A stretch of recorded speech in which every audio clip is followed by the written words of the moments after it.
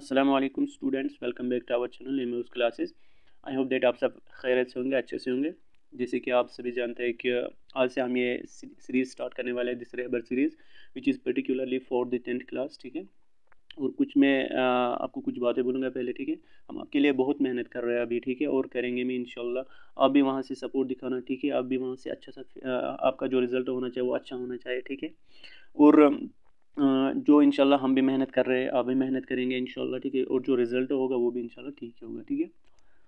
और जो हम पढ़ाएंगे यहाँ पे उसका आपको PDF फॉर्मेट भी मिलेगा, ठीक है। अगर कोई इंपॉर्टेंट पॉइंट हम बोलेंगे वो आपको नोट करना है, ठीक है। मैं बोलूँगा फॉर एग्जांपल ये नोट करो, वो आपको नोट कर लेना है, और जो बाकी सारा कंटेंट है वो आपको PDF से ही मिलेगा इंशाल्लाह, ठीक है।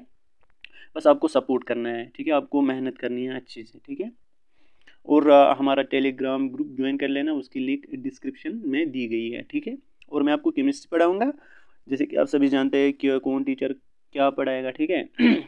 आज का जो हमारा चैप्टर है वो है पीरियडिक क्लासिफिकेशन ऑफ एलिमेंट्स, ठीक है। मैं आपको 3 चैप्टर पढ़ाऊंगा, इसके बाद हम उठाएंगे कार्बन एंड इट्स कंपाउंड्स। बाकी जो 2 चैप्टर है वो आपको दूसरा टीचर पढ़ाएगा, ठीक है।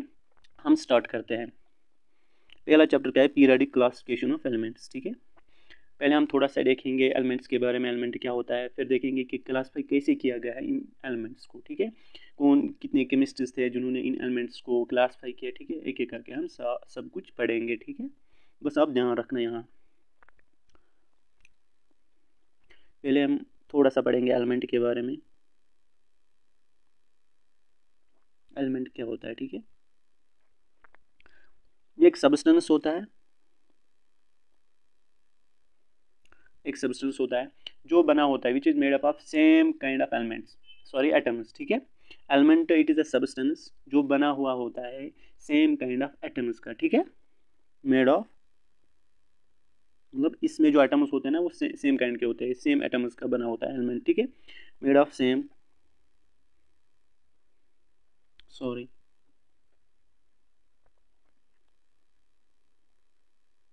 काइंड ऑफ एटम्स, ठीक है। फॉर एग्जांपल कोई एलिमेंट का नाम बोलो, गोल्ड है, ठीक है, सिल्वर है, कॉपर है, ठीक है, ऐसे ही। तो एलिमेंट आपको याद रहा, ठीक है।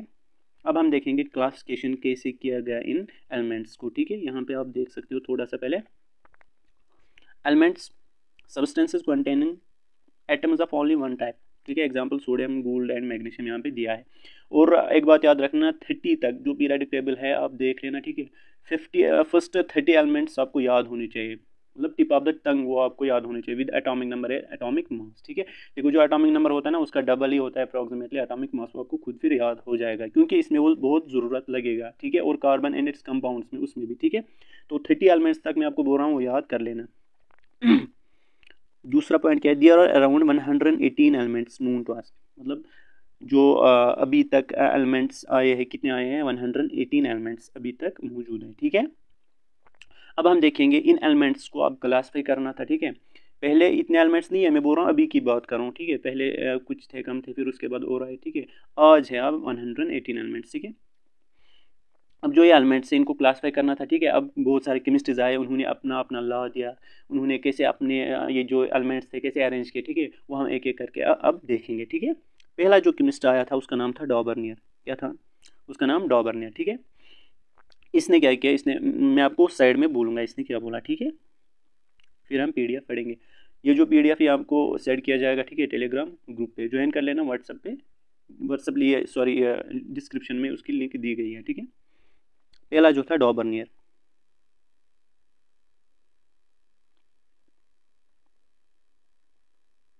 डॉबर्नियर, ठीक है। जो डॉबर्नियर था he was a German chemist. क्या था? German chemist. और जो आपकी टेक्स्ट है ना वो आप पढ़ लेना, ठीक है। लेक्चर देखने के बाद टेक्स्ट पढ़ लेना ज़रूरी, ठीक है, क्योंकि अगर आप पहले ही पढ़ोगे समझ नहीं आएगा, बट लेक्चर देखने के बाद आपको अच्छे से समझ आएगा सारा, ठीक है। अब देखेंगे जो ये है डॉबर्नियर, इसने क्या दिया? इसने दिया लॉ ऑफ ट्रेड्स, ठीक है। इसने क्या दिया? Law of triads. याद रखना किसने क्या क्या दिया? Law of triads. अब इसने इस लॉ में क्या बोला, ठीक है, वो इंपॉर्टेंट है, याद रखना। पहला पॉइंट, इसने बोला, इसने कुछ ग्रुप बनाए, ठीक है। इसने कुछ ग्रुप बनाए और उसमें इसने कुछ एलिमेंट्स रखे उन ग्रुप्स में, ठीक है। इसने क्या बनाए? ग्रुप्स। इसमें क्या रखा है, एलिमेंट्स। मैं आपको थोड़ा सा आइडिया देता हूँ, ठीक है, PDF पे लिखा है बट यहाँ पे आपको समझा रहा हूँ मैं, याद रखना, ठीक है। ग्रुप्स बनाए, इन ग्रुप्स में इसने क्या रखा है, एलिमेंट्स। और एक ग्रुप में इसने कितने एलिमेंट्स रखे, 3 एलिमेंट्स, ठीक है। फॉर एग्जाम्पल ये ग्रुप है, इसने इसमें कितने एलिमेंट्स रखे, 3 एलिमेंट्स, ठीक है। फॉर एग्जाम्पल मैं लेता हूँ एक्स वाई जेड, ये एलिमेंट्स में फॉर एग्जाम्पल एज्यूम करता हूँ, एक्स है एक एलिमेंट, वाई है एक एलिमेंट, जेड है दूसरा एलिमेंट, ठीक है। अब इसने क्या बोला, इसने बोला, और इसने जो यह किया ना, अरेंज किया इन एलिमेंट्स को, इसने किया ऑन द बेसिस, इंपॉर्टेंट है, on the basis of increasing atomic mass. इसने अरेंज किया एलिमेंट्स को on the basis of increasing atomic mass, it's very important, ठीक है। डॉबर्नियर ने जो उसका जो लॉ था, उसने अपने लॉ में एलिमेंट्स को अरेंज किया on the basis of increasing atomic mass, ठीक है। अब जो ये एलिमेंट्स, इसने ग्रुप में 3 एलिमेंट्स रखे, ठीक है। अब इसने क्या बोला, इसने बोला द अर्थमेटिक मीन या average, the average of first element, first element कौन है, एक्स है ना, एंड द थर्ड एलिमेंट, ठीक है। Average of first element atomic masses, average किसका, एटॉमिक मासेस का, याद रखना। Average of the atomic masses of the first element and the third element was equal to the atomic mass of second element. आया समझ, यहाँ पे मैं आपको समझाऊंगा, ठीक है। मैंने क्या लिया, एक्स और वाई और जेड, फिर मैंने बोला एक्स वाई जेड, ये 3 एलिमेंट्स है, ठीक है। इसने बोला एवरेज या मीन कैसे लेते हैं, फॉर एग्जांपल अगर एक्स वाई जेड है, अगर हमको फॉर एग्जांपल एक्स और जेड का मीन लेना होगा, तो मैं बोलूँगा x plus Z divided by 2, इसको हम कहते हैं मीन। एडिशन डिवाइडेड बाई कितनों का एडिशन करना है, फॉर एग्जांपल यहाँ पे मैंने एक्स और जेड ये 2 है, ठीक है, डिवाइडेड बाई 2 से करना है। अगर for example X Y Z, X Z plus Y 3 लिया ना मैंने, यहाँ पे डिवाइड करना है 3 से, इसी को हम मीन कहते हैं। अब इसने क्या बोला, इसने बोला कि जो एक्स पहला एलिमेंट है, ठीक है, पहला क्या मैंने लिया एक्स, ये मैं एज्यूम कर रहा हूँ एक्स, ठीक है, एक एलिमेंट है, plus Z, the average of the atomic masses, इनका जो एटॉमिक मास है उसका मीन लेना है आपको, ठीक है। जो उनका मीन होगा, उन दोनों का मीन होगा, वो बराबर होगा सेकंड एलिमेंट के एटॉमिक मास के बराबर। आया समझ। अब हम देखेंगे ऐसे, फॉर एग्जांपल मैंने बोला x plus Z divided by 2, ठीक है, ये किसके बराबर निकलेगा, वाई के बराबर। आया समझ।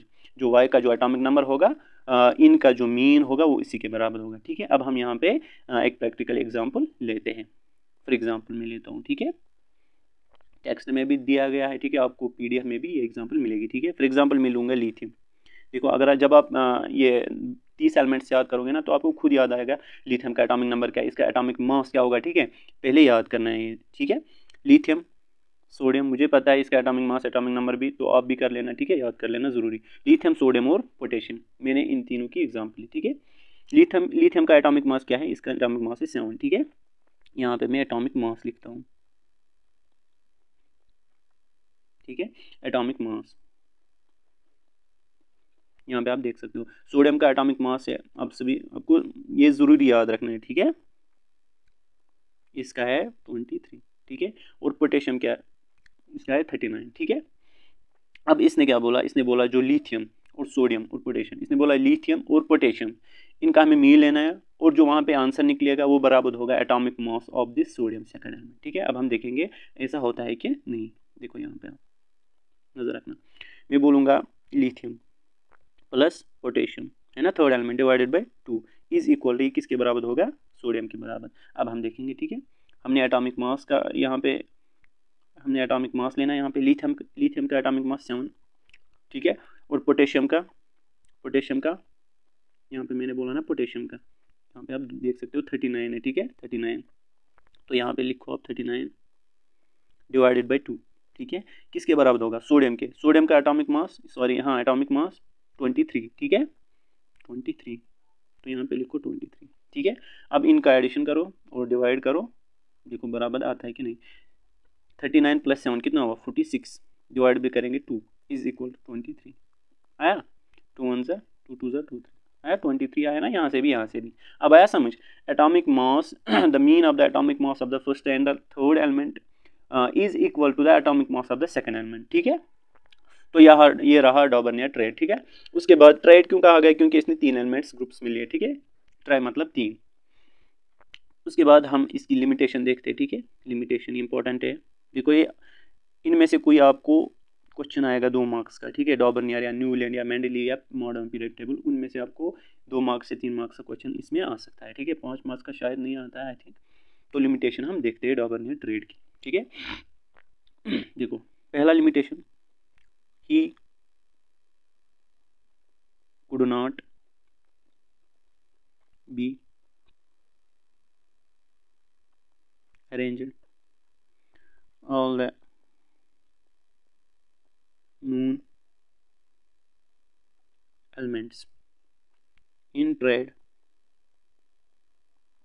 मतलब इसके टाइम पे डॉबर्नियर के टाइम पे जो भी एलिमेंट्स थे ना, ये सारे एलिमेंट्स को अरेंज नहीं कर सका किन में, ट्रेड्स में। ये इसकी पहली लिमिटेशन थी। दूसरी लिमिटेशन क्या थी, यहाँ पे याद रखना, ठीक है, जो लॉ ऑफ ट्रेड से ये रिजेक्ट किया गया है। क्यों किया रिजेक्ट, क्योंकि इसमें कुछ एलिमेंट्स थे, फॉर एग्जांपल मैं बोलूँगा यहाँ पे आयरन, कोबाल्ट, निकल, FeCO, Ni, ठीक है, 3 एलिमेंट्स थे। इनका जो एटॉमिक मास था ना, एटॉमिक मास क्या था इनका, सेम। इनका जो एटॉमिक मास था ये था सेम, क्या था, सेम। अब जब इनका एटॉमिक मास सेम था, इनको क्या रखना था, डॉबर्नियर को एक ही इसमें ट्राइड में रखना था ना, उसने नहीं रखा। ये थी इसकी दूसरी लिमिटेशन, ठीक है। ये था डॉबर्नियर ट्रेड्स। इसके बाद हम दूसरे केमिस्ट पे आते हैं, उसका नाम था न्यूलैंड। क्या क्या नाम था, न्यूलैंड, ठीक है, दूसरा न्यूलैंड। बस आप नजर रखना, ठीक है, आपको इंशाल्लाह सारा समझ आएगा।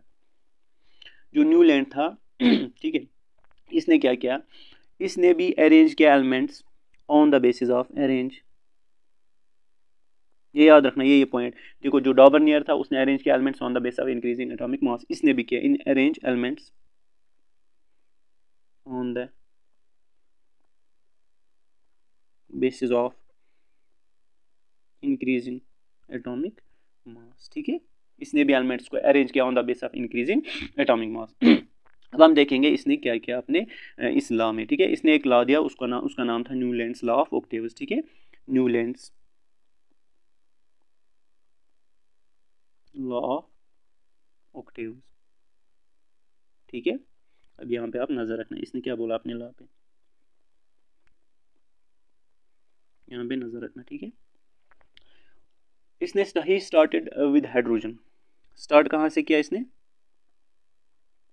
स्टार्टेड विद हाइड्रोजन, ठीक है, स्टार्टेड विद हाइड्रोजन। और एंड कहाँ पे किया, थोरियम, THORIUM, ठीक है। स्टार्ट किया इसने हाइड्रोजन से और एंड कहाँ पे किया, थोरियम, ठीक है। और जो ये थोरियम था ना, it was 56th element at that time, ठीक है, 56th एलिमेंट। और जो न्यूलैंड था ना, न्यूलैंड, इसके टाइम पे कितने एलिमेंट्स थे, 56 एलिमेंट्स, याद रखना, ठीक है।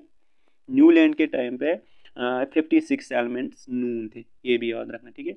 And he started from the hydrogen, he started from the hydrogen and ended with thorium, ठीक है। And this thorium was the 56th element. चलो आगे हम, अकॉर्डिंग टू दिस लॉ, ठीक है, अकॉर्डिंग टू दिस लॉ,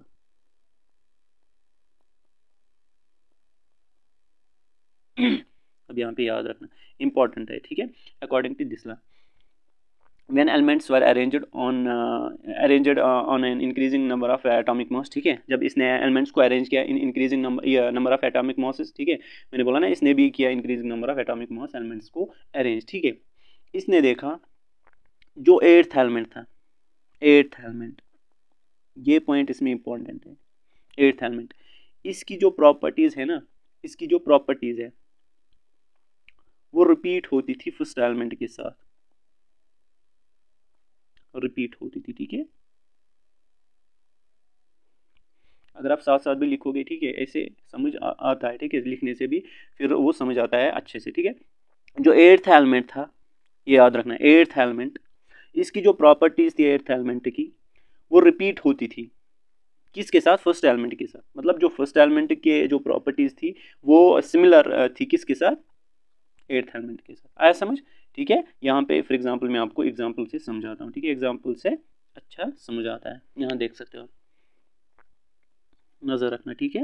मैं यहाँ पे एग्जांपल देता हूँ, फॉर एग्जांपल हाइड्रोजन है, lithium, beryllium, boron, carbon, nitrogen, oxygen, ठीक है। उसके बाद मैं लेता हूँ fluorine, sodium, magnesium, aluminium, silicon, phosphorus and sulphur, ठीक है। ये मैंने एक ग्रुप लिया एलिमेंट्स का, ठीक है। यहाँ पे आप देख सकते हो, देखो यहाँ पे लिथियम से स्टार्ट करते, ठीक है। लिथियम और सोडियम इनकी प्रॉपर्टीज मिलती है, क्यों? क्योंकि फॉर एग्जांपल अगर मैं इसका लिथियम फर्स्ट एलिमेंट मानूँ और सोडियम 8th एलिमेंट पे आता है, देखो यहाँ पे, देखो first, second, third, fourth, fifth, sixth, seventh, eighth, आया समझ। अब जो लिथियम और ये दो है, लिथियम और सोडियम, इनकी प्रॉपर्टीज सेम होंगी। इसी तरह बेरिलियम और मैग्नीशियम की प्रॉपर्टीज भी सेम होंगी, ठीक है। इसी तरह बोरान और एल्युमिनियम की प्रॉपर्टीज सेम होंगी। बस यही बोला न्यूलैंड्स ने। जो 8th एलिमेंट और फर्स्ट एलिमेंट की जो ये 8th एलिमेंट की जो प्रॉपर्टीज थी वो रिपीट होती थी आफ्टर, मतलब किसके साथ? फर्स्ट एलिमेंट के साथ, मतलब फर्स्ट एलिमेंट की जो प्रॉपर्टीज थी वो रिपीट होती थी आफ्टर 8th एलिमेंट, ठीक है। आया समझ? यहाँ तक आपको समझ आया होगा, ठीक है। अब हम देखेंगे इसकी भी लिमिटेशन थी कुछ, ठीक है। लिमिटेशन,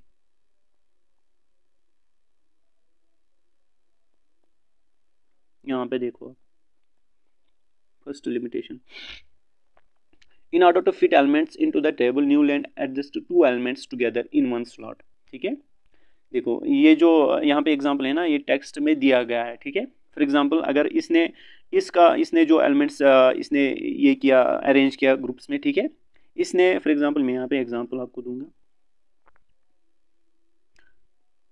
एग्जांपल से समझाता हूँ। देखो यहाँ पे फॉर एग्जांपल ये अगर हाइड्रोजन है, ये लिथियम है, ये बेरिलियम है, ये बोरान है, ये कार्बन है, ये नाइट्रोजन है, ठीक है। ये फ्लोरीन है, ये सोडियम है, ये मैग्नीशियम है, ये एल्युमिनियम है, फॉर एग्जांपल सिलिकॉन है, फास्फोरस है, ठीक है।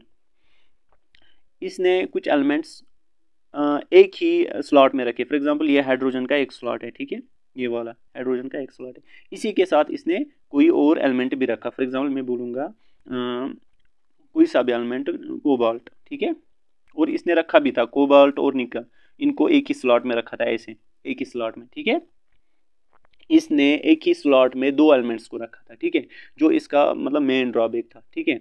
In order to fit elements into the table, Newland adjusted two elements together in one slot, ठीक है। वो इसका ड्रॉबैक था। Cobalt and nickel were put in the column of elements having fluorine, chlorine, bromine which have very different properties from these. यहाँ पे देख सकते हो, देखो यहाँ पे ये क्या बोल रहा है, जो कोबाल्ट है ना और निकल, फॉर एग्जांपल ये इस स्लॉट में है, इस कॉलम में, स्लॉट हो गया, ये कॉलम हो गया, ये ऐसे नीचे, ठीक है।